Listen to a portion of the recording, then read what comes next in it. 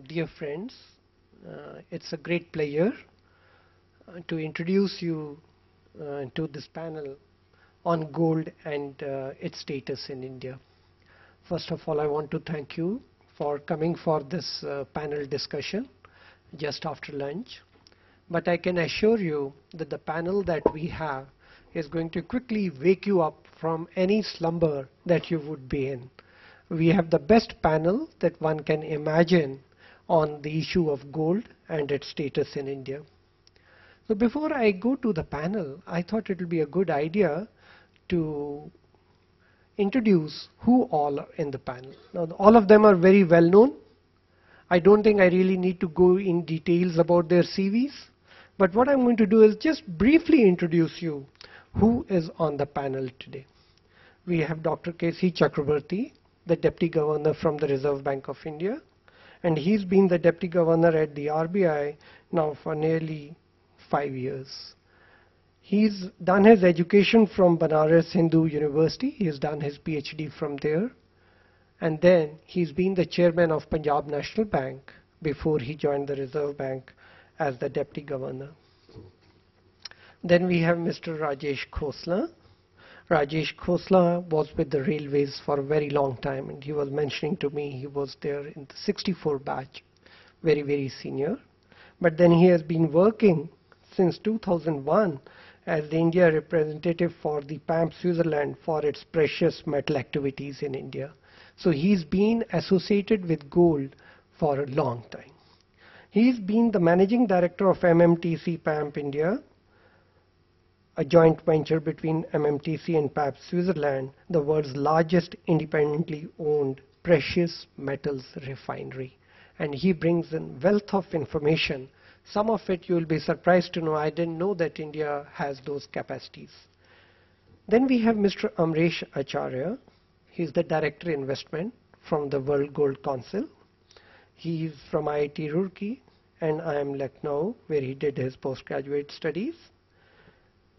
He has also worked in ANZ, Grindlays Bank, HDFC Bank and Deutsche Bank and RBS.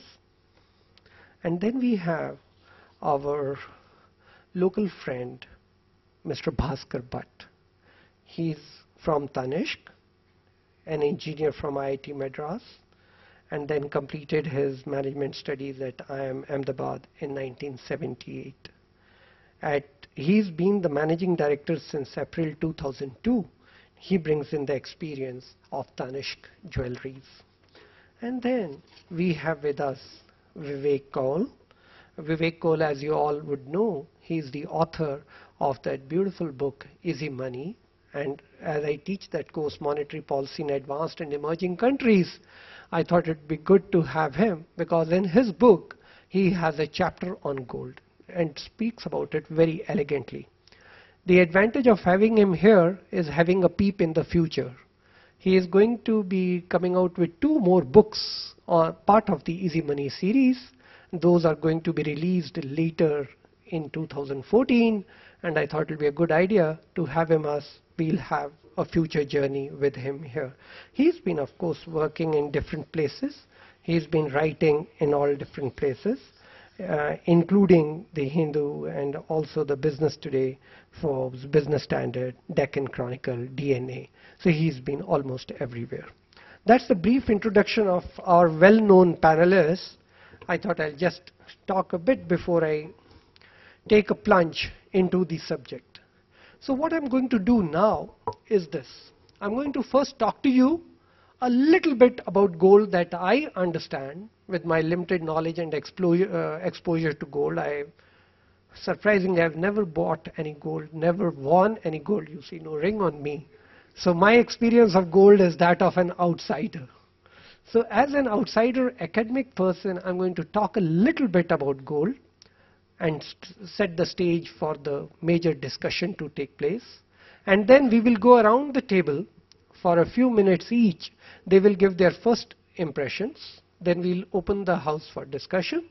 And finally, by about 4:15 or so, we'll do the last round. About 3:45 or so, we'll do the last round and we'll close the discussion. What is going to be the focus of discussion today? As you all know, gold has been in the news I'm not sure for all the good reasons or for all the bad reasons, but gold has been in the news for many reasons in the last few years. So my presentation is going to take you on a journey of gold over the last, say, 100 years.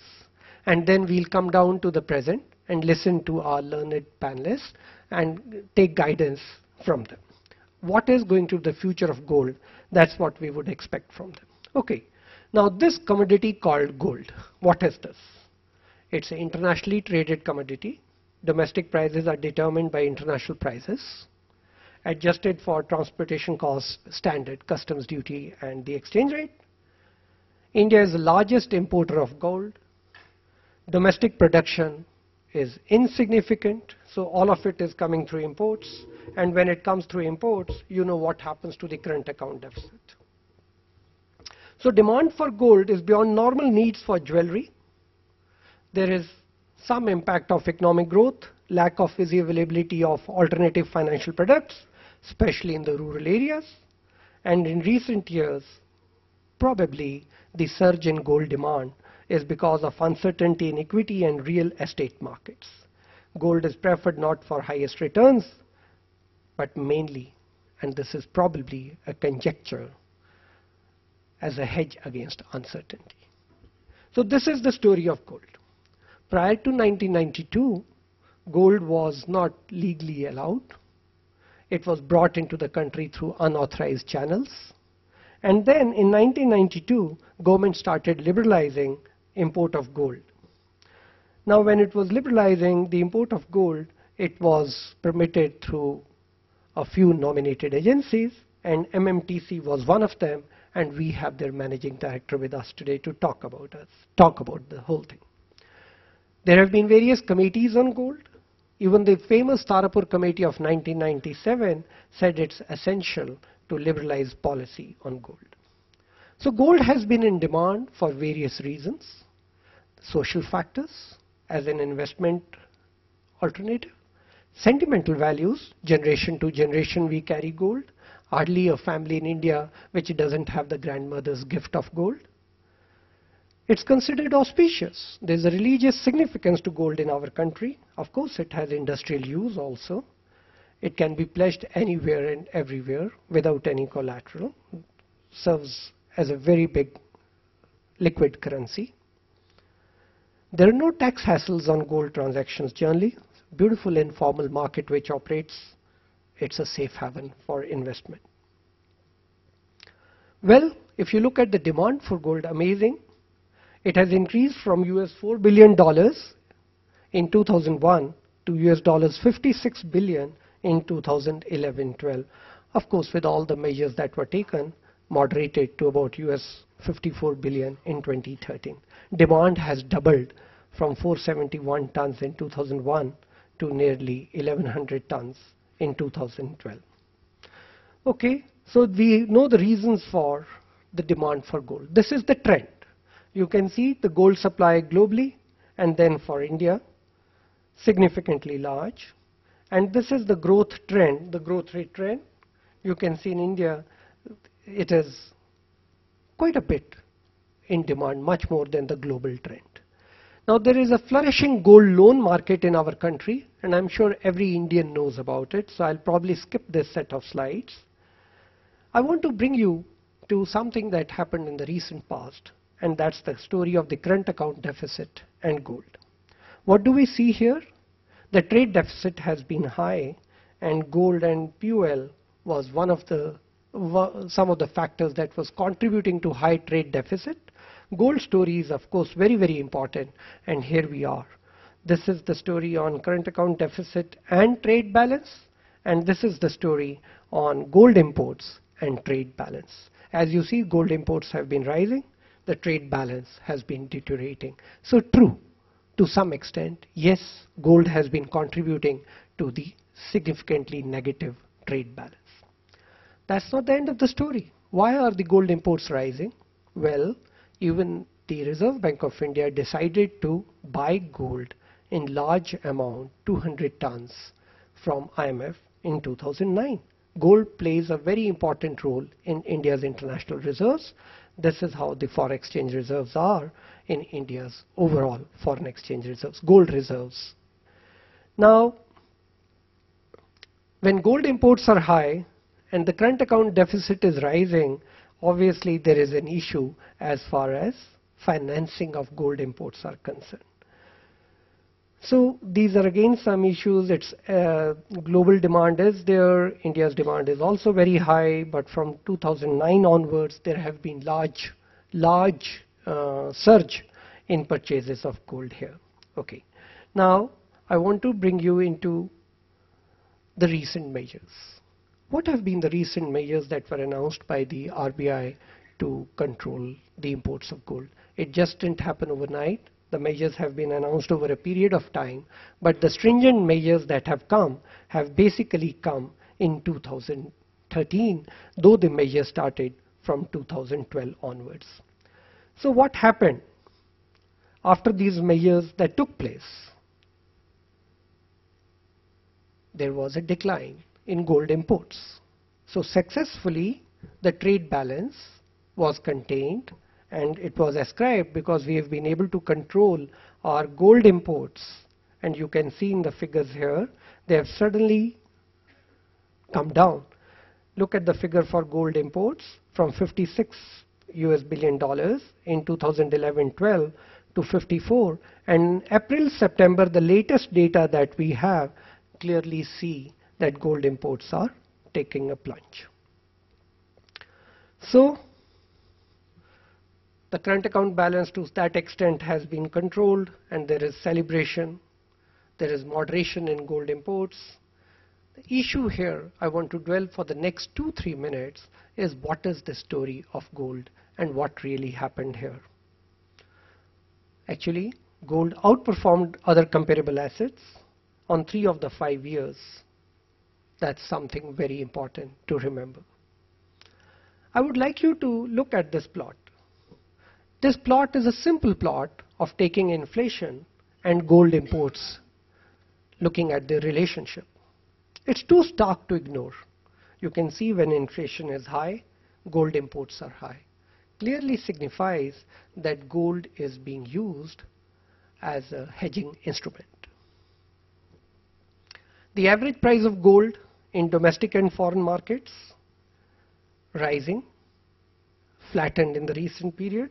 India gold prices are continuing to rise, and that of course is because of the currency depreciation which is taking place. My views are, and I've been writing on this in the local and the national press, India needs to consider alternative financial instruments, especially in the rural area. Why do I say that? Because nearly 3/4 of the gold purchases are in the rural areas, and that comes out in the RBI study which was published last year. Of course, you can tell me that 3/4 of the Indian population lives in the rural areas, fine, but that also signifies that the purchasing power in the rural area is as good or as much as that in the urban areas, something a myth we all thought for many years. To encourage savings by offering better choices, that could be one alternative, the Reserve Bank has been issuing inflation index bonds, and they're going to improve upon it. I read about this. Then the RBI's intervention has been basically ascribed to the deteriorating current account deficit. And herein I want to share a story. The story is that the exchange rate has not been allowed to move with the times and with the fundamentals that the economy should follow. And here is an example. This is how the exchange rate of the Indian rupee is. This is the price differential, and we students of economics, at least in our institute, we all know that in the exchange rate determination, an important factor is inflation differential between the two countries. And this is the scene as far as the inflation differential is concerned.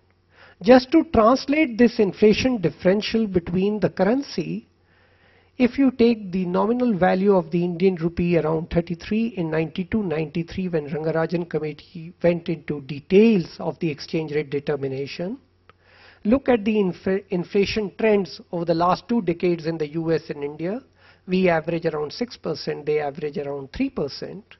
Adjust the Indian currency on a 33 rupee to a dollar for the last 20 years. The exchange rate in December 2012 should have been 72 rupees. And I don't say that's the only factor, but that's an important factor. What was the exchange rate then? Hovering around 54 rupees. The exchange rate finally erupted, moved up to 69, brought back and controlled to 62. Had the exchange rate been allowed to work, there's a growth differential also, but had the exchange rate been allowed to work, probably that would have moderated generally the demand for gold, and the current account deficit would have reflected that. Because the exchange rate was held back for a long time, it never reflected in the equilibrium exchange rate, and that uncertainty led to many things, including high inflationary pressures, including the exchange rate being highly appreciated and therefore impacting imports. That was my broad analysis of what's happening on the gold sector. And before any further delay, I think we should now go to our panelists and listen to them. And so I would request we would start with Mr. Vivek Kaul.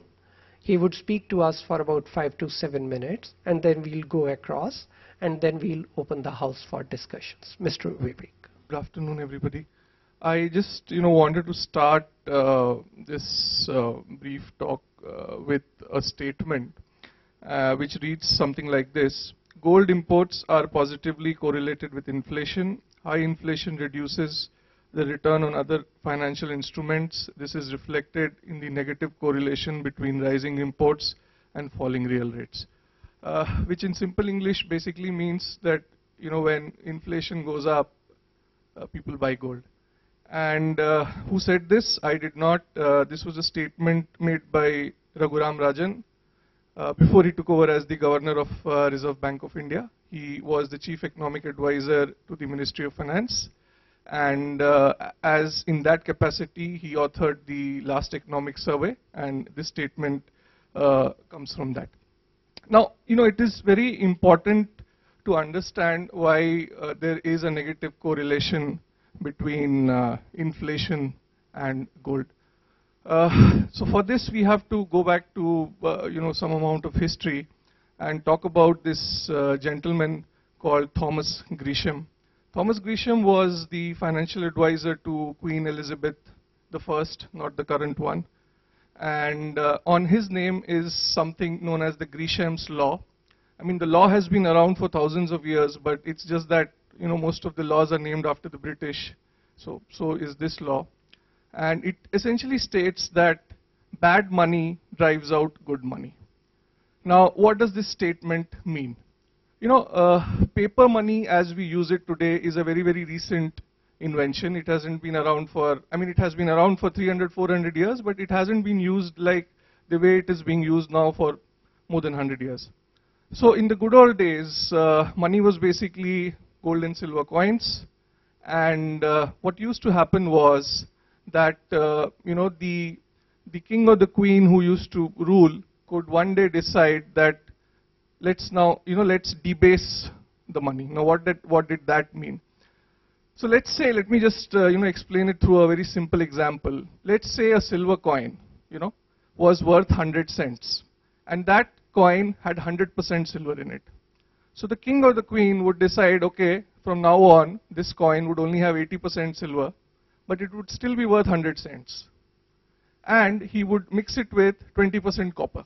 Now copper, as you would understand, is a base metal, hence the term debasement. Now debasement is a term which is still used, whenever governments decide to print more money, you say that the government is debasing the currency. Now, what used to happen was that as soon as a king or a queen used to decide to debase money, people used to start holding on to the old coins, which had 100% silver. The new coins only had 80% silver, and the old coins had 100% silver. So, why did they do that? They did that because they could melt those coins and sell the silver, because it would be worth more in terms of the newer coins that were hitting the market. So the statement follows that bad money drives out good money. So the bad money were the new coins that were being issued, which had a less amount of silver, and good money was the old coin, which had 100% silver. So what is the moral of this entire story? The moral is, the moment the purchasing power of money starts to go down, people look at various ways to ensure that they manage to hold on to the purchasing power of the wealth that they have already accumulated. Okay. Now, just compare this situation to what has happened in India over the last 5-6 years. We have had a consumer price inflation of 10% or more. So what that basically means is that, what was 1 rupee in 2007, 2008 is now around 40 paisa. Okay. So in this scenario, money has been losing purchasing power. And in the sense of the Gresham's law, it has become bad money. And that bad money is being used by people to buy good money, which is gold. Thank you. Who are we? We are a joint venture. If you need to know more about us, www.mmtc-Pamp.com. Encourage you to visit the website. You'll find all about us.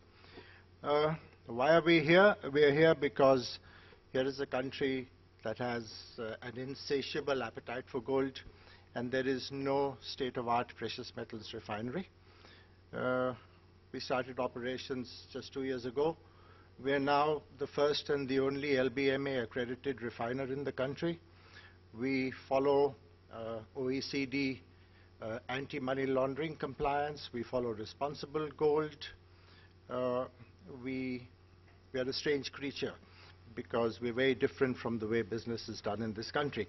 Coming back, however, to why I'm here is to emphasize, if the economy of this country is to improve, you must sustain manufacturing. And therefore, look at manufacturing and please get out of this current tilt, which is always in favor of the services sector. It's so much easier to import. Why should I manufacture? Manufacture's a headache. Don't I know it? Of course it's a headache. But you still manufacture because you create jobs, you create employment, you create wealth, you pay taxes, and you generally improve the economy. So the struggle that the regulator has had is manifest in a variety of policy statements, apologies to the RBI, wherein since 2013 we've seen not one, not two, but 10 policy announcements, one changing after the other. And finally, I think on the 14th of August, the RBI made up its mind and said, this is what it's going to be.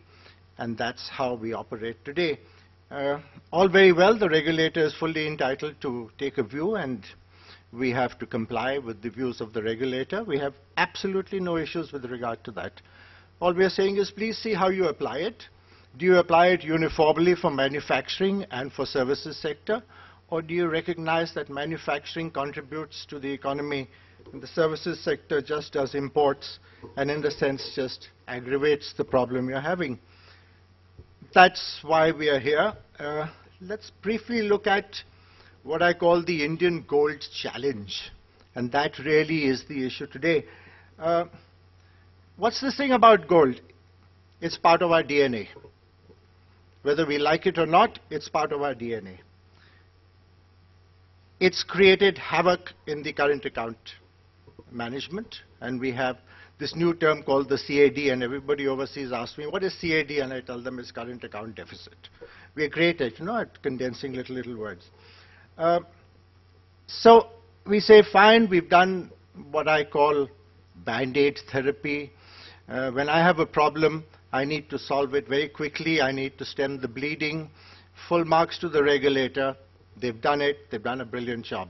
I may not agree with everything that they've done, but I recognize that it needed some actions, and they've taken actions. So now you stop the bleeding, but are you addressing the primary issue? Are you addressing the malaise? Are you addressing the problem? And our question, therefore, to the regulator is, what do you wish to do in 2014? What do you wish to do in 2015? How do you view this? Can you please give us a long-term approach to this. And if you do that, it will help the manufacturing sector, that's us, and I'm sure Bhaskar sitting over there will be delighted also to know exactly what the regulator believes is the best way to manage it. We sympathize with the regulator. We think they've got a devil of a job ahead of them. But I think the stage for Band-Aid is over. Now we need to see it differently. So when you see it differently, what do you look at? You say, please don't be reactive. Be proactive. Please address basic issues. I'm not here to tell you why you buy gold or why you don't buy gold. I don't buy gold, but that's a different matter altogether. We have economists here who will give you views as to what gold is all about.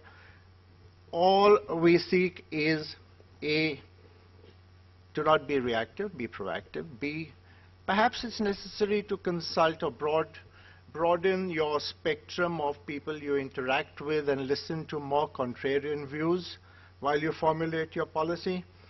We were very encouraged about a month ago, Dr. Rangarajan in an economics forum in Delhi, and Mr. Chidambaram, the finance minister, was by his side, made a statement, listen, we've addressed this issue, this is great, it's caused problems, we've got smuggling, we have a 10% import duty on gold, and we have a 10% smuggling premium, so you're buying gold at 20% above the international market. But that's fine, you want to buy it, you buy it. The issue was, Dr. Rangarajan said, I think to manage the CAD, we can afford to spend $30 billion on gold. So here was something telling us, hopefully, what the regulator saw in 14 and 15. Now, maybe $30 billion was too aggressive. Let's say $20 billion is what this country can afford to spend to import gold. That translates to about 450 to 500 tons of gold, current rate. So how do you as a nation manage this 400 to 500 tons when you have a domestic refining sector that generates employment? Or do you turn around and say, I'm going to import the entire 400 and I don't care what happens to manufacturing in this country? And our only refrain is, don't forget manufacture, be reasonable. Say, okay, 40% I'll reserve for manufacture and 60% I'll import, or whatever ratio you come up with, that's fine. Of course, you can always take the extreme position that I'm going to ban the import of gold, which is also okay, provided that is the policy. There's been a lot of talk about how do you monetize the above ground stock. You hear about 20,000 tons of gold sitting in various households in this country. Various experts will talk to you about gold accumulation plans, gold deposit schemes, gold-linked insurance, gold-linked this, that, and the other. At the end of the day, if you have some gold with you, and you come to a bank and you say, I wish to deposit this with you, the banker needs to make sure that what you are actually giving him is gold and not brass. And therefore, you will need a credible refining system.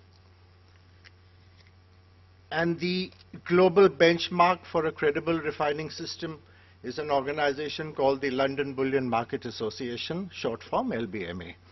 The LBMA accredits refineries, and if I'm an accredited refinery, and if you look at the RBI stocks of above ground gold that it holds in its vaults, every piece of gold that is had is coming from an LBMA. So we are now, for the first time in this country, an LBMA accredited refiner, and I think whatever schemes come up, you're going to see us playing a fairly prominent role in that. Thank you very much. Thank you for providing this opportunity. As a Titan, I hope I represent the industry, because the industry is very large. I resonate with everything that has been said before, particularly by Mr. Khosla. But therefore, I want to restrict my statements to two stakeholders, and therefore, this discussion might drop from the sublime to the ridiculous. Let us not call it ridiculous, from the sublime to the mundane, because what my two predecessors have spoken is really sublime stuff. So I'll come down to the mundane, which is the customer and the employee in the jewelry industry. First, sir, just to question the second point of your first slide, you said the price, Indian price of gold is equal to international price multiplied by customs duty, add-on transportation cost, and the dollar-rupee parity. That is where the problem is today. I just got on the SMS the price of gold in the Bombay market as of now, and in Dubai as of now. The differential is 18%. This is the point. The customs duty is only 10%, and there's only 1% of transportation, etc. What has happened is, and this has been stated to me by the finance minister himself, I had said that the unintended consequence of the regulatory measures are a premium in the Indian market as well as an encouragement of smuggling. The finance minister chose to say it is the intended consequence of the government of India to restrict import of gold for domestic manufacture. Therefore, the premium is being paid by the customer. Okay? So is it fair on the Indian customer? This is debatable. Now let's leave that out. The point about the Indian customer is this is a 2,000-year-old, commodity and jewelry. I'm not talking about the refining bit. Jewelry industry employs 10 million people at the back end, 10 million people in the front end, which is at retail and in the karigars. The most exploited, unlike the factory that he runs, the most exploited in this are the karigars. And the most, and jewelry is the largest, gold jewelry, India is the second largest, the largest in the world. Now, by, let us say, restricting the supply of a raw material to an industry, there is obviously an impact on the industry. So, employment. Now, while the larger purpose of the CAD, we are completely aligned, and we know that the government's and the India problem needs to be sorted out, there is an equally large problem sitting in terms of employment. Let me give you an anecdotal story. 11 days back, I was in Dubai, and the retailers there are encouraging you, buy this bangle, this has the least making charge, this is the price of gold, into making charge is equal to so much. Tomorrow, you go to the Bombay market at 1% less, you can encash it. It is a hawala transaction. He told me, the salesman said, take this, you spend 20,000 bucks, you'll get 150 rupees more per gram when you sell the same gold back in, and it's encouraged hawala. So this is the second bit from the consumer's perspective. The rest, which is, does the government have to worry about smuggling? The very reason why the Gold Control Act was repealed much later, 1992, like you said, Professor, it was because there was a study done that's one we know. The big dons of Bombay made their money, and one of them is not traceable in Pakistan or in Dubai. No, it's not there has been debate and discussion, and I'm sure the RBI records will show that an excessive smuggling of gold leads to narcotics, arms, and, well, many other nefarious activities. By encouraging smuggled gold to come into this country, we are even encouraging customers to buy gold jewelry with black money. Is that acceptable to the country? That's another question. The point I'm trying to establish is that with the largest consumer industry, sitting in gold jewelry, and the country trying to establish itself on the world stage, this is a sitting duck. This industry is a sitting duck for all manufacturers to add value, generate employment, and actually create gold jewelry which is worthy of being exported and therefore the domestic market has base. All countries, you know, case studies, Korea, Japan, all of them first succeeded in the domestic market and then generated a big reserve and went abroad with their wares. So domestic jewelry business needs to be supported, and of course I don't want to talk about what we need to be doing. The last but not the least, with due respect to the RBI, sir, in our discussions with the RBI, when we talked about smuggling having gone up, we were told in no uncertain terms, at least it doesn't appear officially on the CAD. So it doesn't matter. We got to show good numbers because somebody is going to derate this country. Yeah, I appreciate the concerns, but this is the view. And lastly, the last point, which is this premium, as an economist, sir, you will understand, this premium is leading to unjust enrichment of the bullion bank, which means because of the regulation, the price at which the bullion bank is importing, you add another 7-8% premium and the unjust enrichment of the bullion bank is occurring. Bullion bank, bullion dealers, and who's paying for that? The Indian consumer. That's it. Thank you. It's always very tricky to come after three very good speakers and still try and prove a point. I'll try and restrict myself to some of the points which have not been made and make a few comments on the points that have been made. My name is Amresh Acharya. I work for the World Gold Council. Just a little bit. The council is an association owned by the gold mining companies. We deal with jewelry, investments, the government sector, and technology. And our objective in life is responsible development of the gold market. We work with a lot of industry players, including the titans and the MMTC-Pamps in the world, to see how we can develop the gold market in a responsible way around the world.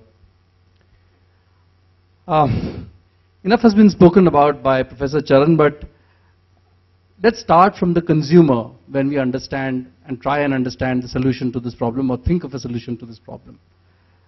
We've heard that gold has a deep-rooted socio-cultural affinity for us.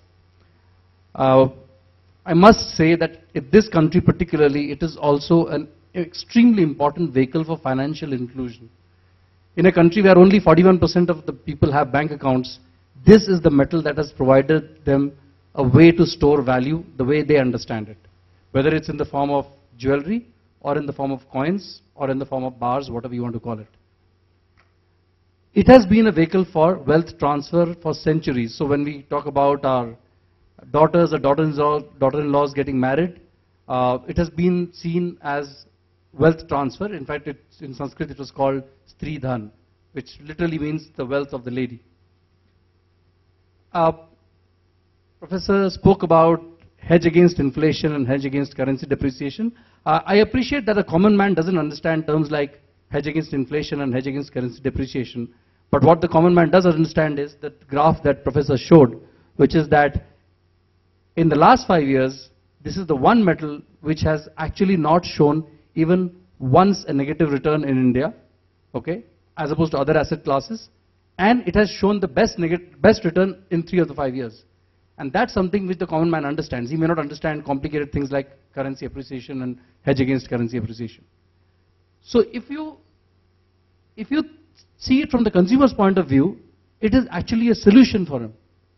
It is actually a solution for inflation, all that we talk about in terms of issues that we have with our economy today.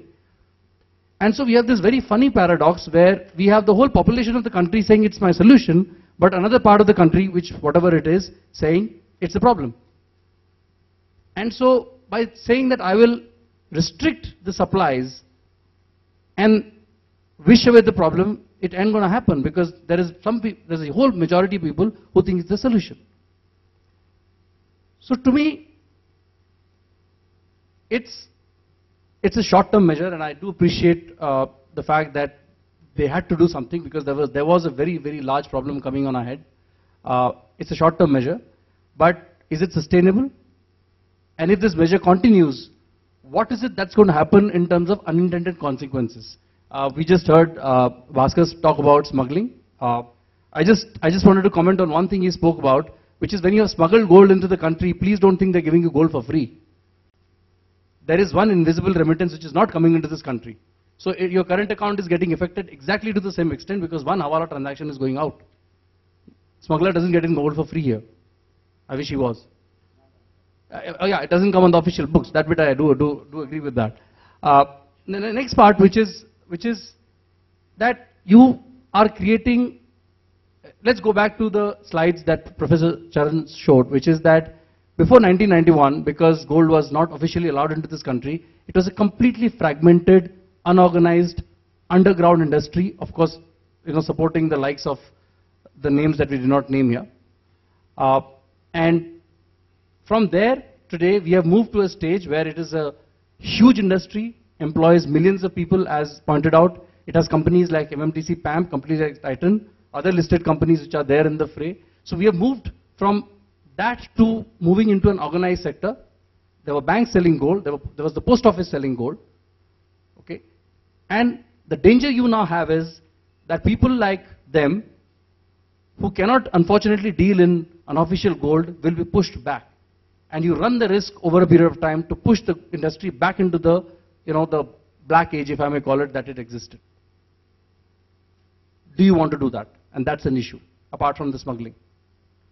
So in our opinion, and as World Gold Council, we have seen it happen in countries around. I don't have time for that debate here. We can have a separate debate on that sometime. There needs to be a very, very long-term, if I may use the word, wholesome policy on gold, as opposed to a quick short-term solution, which has obviously been effective and needed, and was perhaps needed at this point of time.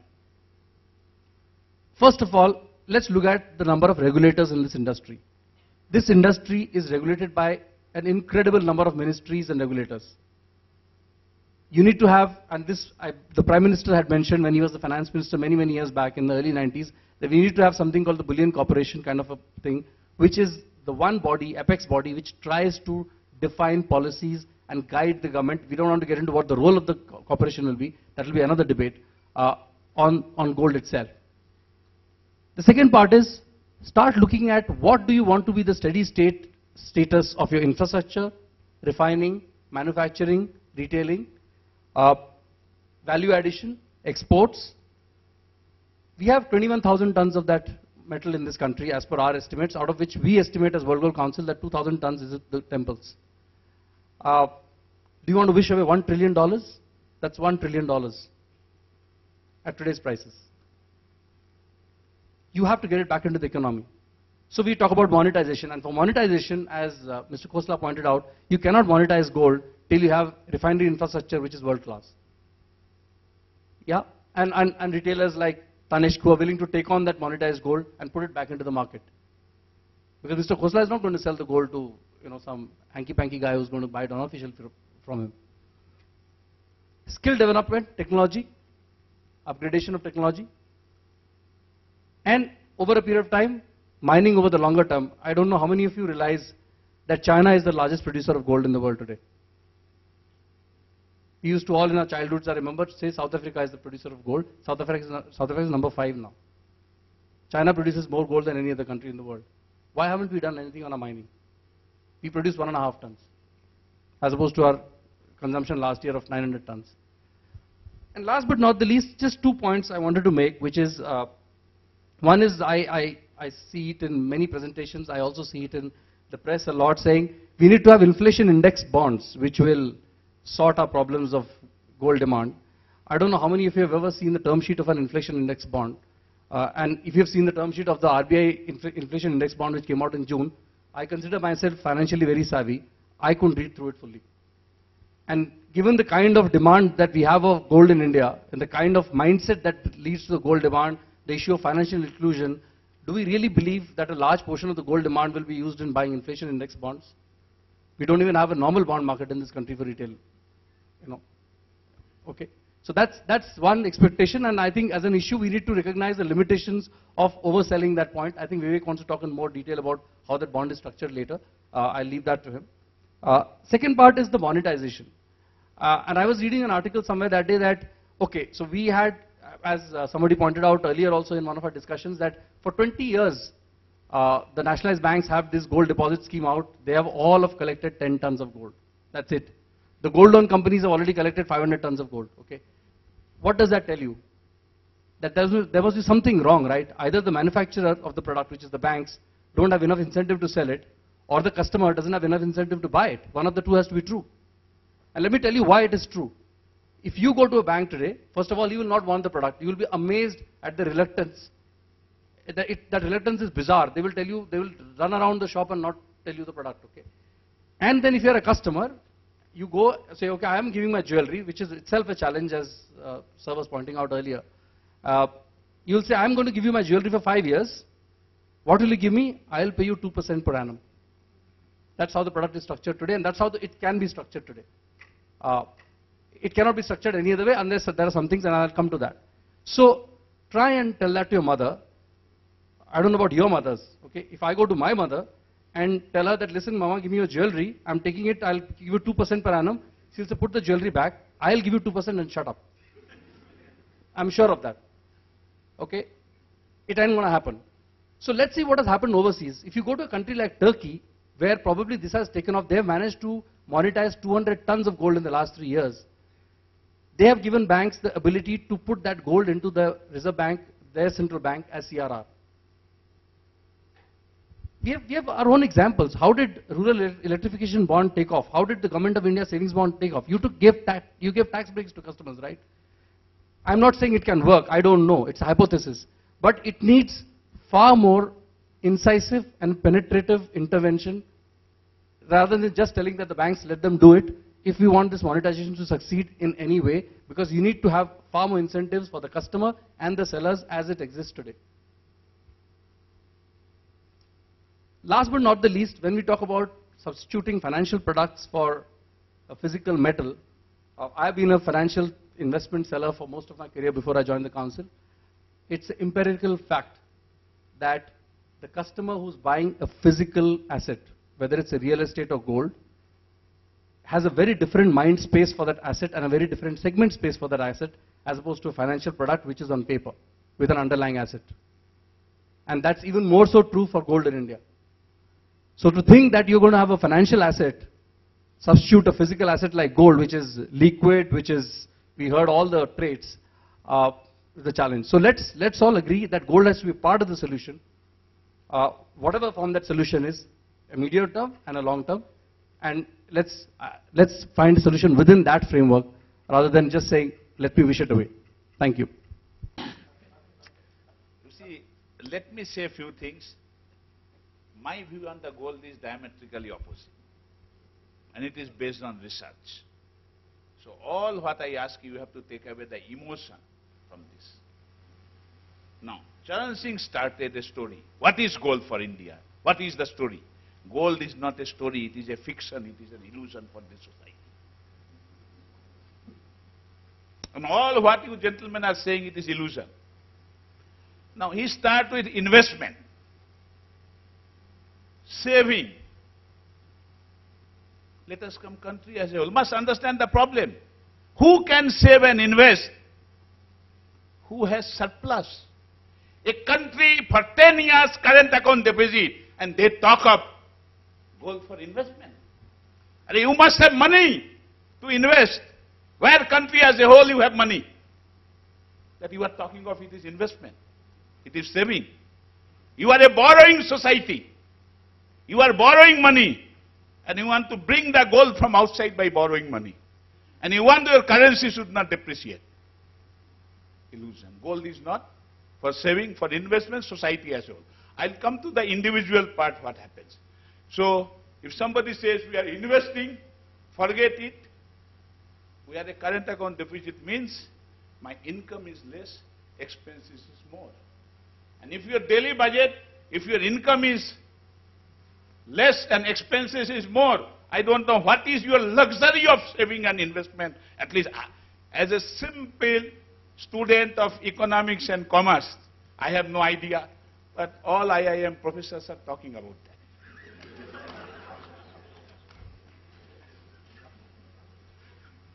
What is then gold to this society? I come to, let us not become, we must understand. And I also appreciate we must address the concern of all those people. Because they are doing some activity, they are doing the business. Only thing, I don't do any business. That's my only advantage. So I can be little bit this. You see, let me quote. If I say investment, I have said so many words, people will not agree. Let me quote one famous person, Warren Buffett. What he says about the gold. Gold gets dug out of the ground in Africa or someplace. Then we melt it down, dig another hole, bury it again, and pay people to stand around guarding it. It has no utility. Anyone watching from Mars would be scratching their head. Unfortunately, in India, we are not scratching our head. And Warren Buffett, you can see, let us come. Gold is a commodity.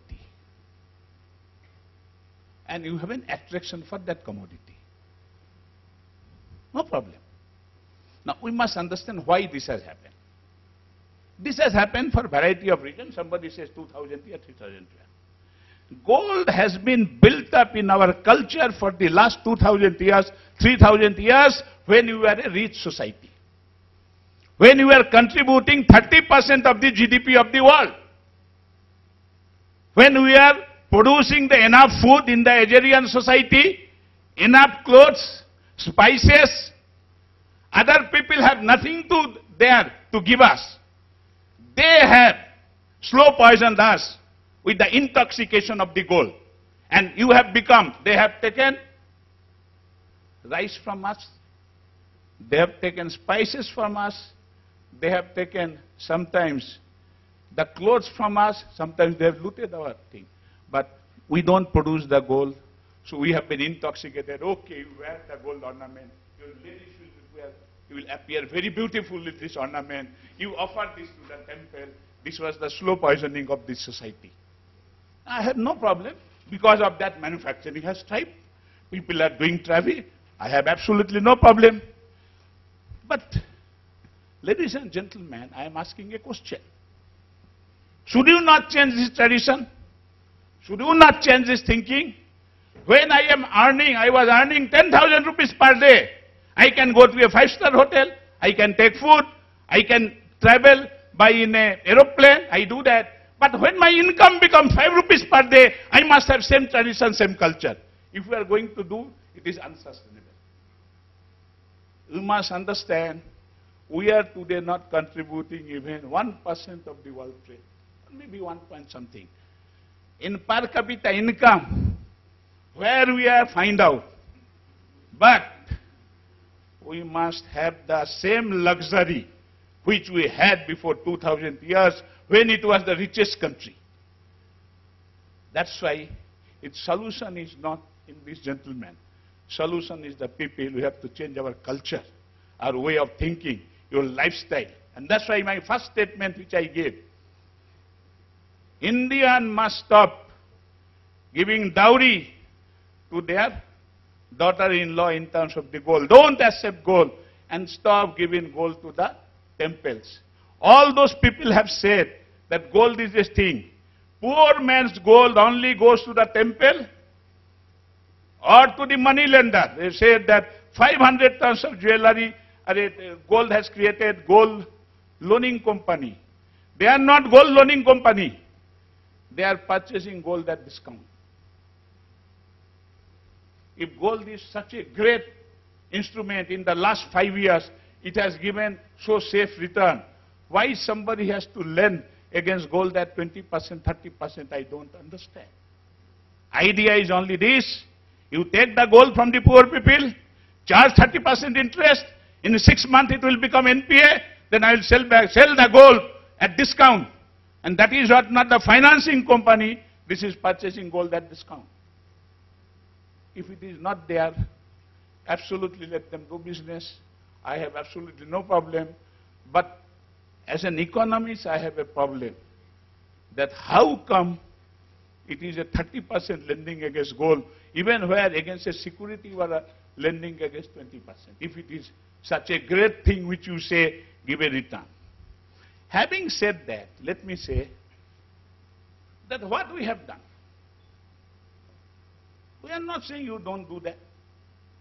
But all saying that we have not stopped anybody's business. What all we are saying, have we said that you cannot import the gold? Reserve Bank has never said that.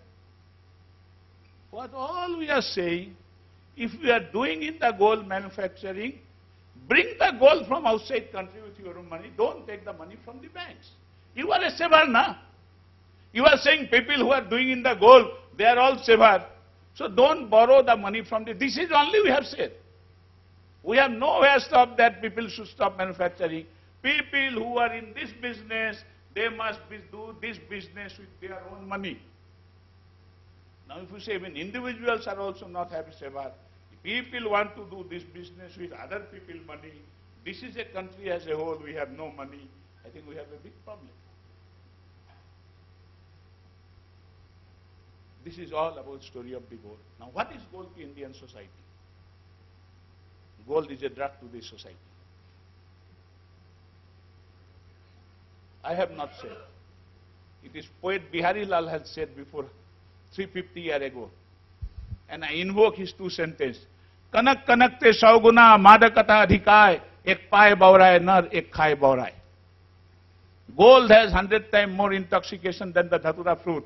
Because by receiving gold, people get intoxicated. Whereas dhatura, you have to eat at all. People say smuggling. Yes, smuggling has to be stopped. I am not saying, if you feel, and I have no problem, we examine, that no, still we should bring the gold, we don't have money, you must borrow money, you bring the gold, you let USA gives you more money to borrow, you bring the, I have no problem. But country as a whole, we don't have money. That's the fact. That is why current account deficit is negative. If you can make it positive, I have no problem do that. We have never intervened when so long as it was positive. But if you have to borrow money for this particular thing, how are you going to do that? Now, for that smuggling is increasing. The state job is to stop smuggling. Otherwise, tomorrow you will say when drugs should be allowed freely in this country because there is drug trafficking. Smuggling is there. Now, we have to understand whether our economy can absorb this. Is it good for the economy? If it is not that, I have to put the restriction on the gold. Now, because of that, if the smuggling goes up, it is the government job to stop the smuggling. You cannot say we should allow the smuggling. Who is saying that we are saying you allow the smuggling? It is the government job, and today, money laundering, hawala route is not so easy. KYC is a global phenomenon. You cannot transfer the money so easily. If you don't believe me, you go anywhere in the world, try to open a bank account, you will realize. Go, not that if you don't believe me, go here in this country, any bank branch, you start opening a bank account, you will realize how difficult now to transfer the money. So, those are the issues. I am not going into detail. The way the export has gone up, gold export, there is a variety of reasons. We have not allowed earlier because we have liberalized. Now we have liberalized when there was inflow was very high. Now when inflow was high, we have allowed it to happen. Now there is no inflow, I am tightening it, then also people are not happy. Anyway, gold was never allowed there as an import in 1991, 92, 93, 94, it was never allowed at a free. Now we have allowed because there was so much dollar was flowing in the system that we said, okay, how to use that? Okay, import that. Now that this dollar is not coming, we are saying that we little bit tighten it. That is our problem. Change is that our strategy has to undergo a change. You must understand what is the writing on the wall. It requires change in the culture. It requires our preference for type of ornament. I am not at all that, yes, we must give something to our pretty girls. Wear, but don't do it with the 24 carat, do it on 5 carat gold ornament. And it may get the better. Do it under artificial. And across the world, absolutely no problem in that. We are not stopping manufacturing, we stop. Create our manufacturing this thing, add more value, improve the designing. To do that, I have absolutely no value. But then alone, they will be not able to do that unless there is a change in the culture of the society. And that is why everybody, we must understand, and what I only say, World Council fellow, be little bit more active outside India who has current account surplus. And don't leave this country for some time. And this is the thing, and that's the thing, and sell the gold there a little bit more. And when we have a current account surplus, please come back. Thank you very much. The aim of getting a panel like this is to trigger the thinking in the minds of the young people. And I'm very sure after this last 50 minutes, each one of you who's sitting here has started thinking, what is this story? I shouldn't use the word story, you don't like it. I want to thank all the panelists who have been here. I want to thank each of the participants who have come and come here. I'm sure you have learned a lot. One thing which I have learned is the country is under a constraint. There are reasons why the Reserve Bank does what it does. There are reasons why the market participants have their own concerns in their own rights. Each one of them is right. We are a democratic country, and here we have seen very, very diversified views. My own view has been India is really five countries in one country. You have the super rich, you have the rich, you have the poor, you have the super poor. The super rich could be probably buying gold, middle income buys gold, the poorest doesn't. So there are one single model probably doesn't run across the country. But as a central bank, you have to have a monetary policy which is cutting across the country, and therefore it's important to take some measures. I think from today's discussion, we are all more better informed of what each one of the players in the market is thinking. So thanks once again. I would request our director in charge, Professor Devnath Tirupati, to come and give, as a token of our thanks and gratitude to each of the participants, our memento. Professor.